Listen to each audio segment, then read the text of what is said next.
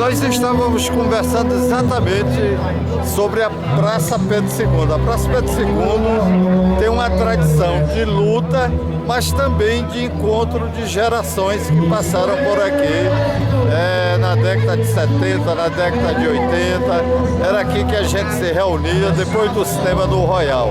Você tem lembrança dessa época? Eu tenho lembrança assim, de várias fases. A infância, que aqui era um local que aglutinava, a cidade era menor, e aqui era um ambiente de lazer das famílias. Mas me lembro também desse lado, boêmio.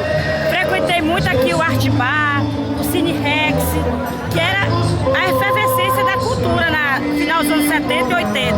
Então aqui são várias referências para a cidade, entendeu? Política, na formação de ideias, no convívio, meio aqui que a gente encontrava as pessoas que pensavam uma Teresina diferente, entendeu? Um outro modelo de sociedade. Seu nome? Albertiza.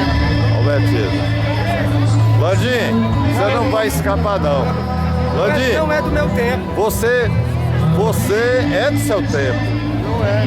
Você tem alguma referência da Praça Pedro Olha, II? eu lembro, o meu avô contava as histórias aqui da praça. Né? O papai também contava e eu me apaixonei também por causa disso. Mas eu não cheguei a frequentar, porque na época não... Pois você não sabe o que perdeu, hein, O Albertiza? Art Bar, você não frequentou? Perdeu tudo. Ele era assíduo do Art Bar, entendeu?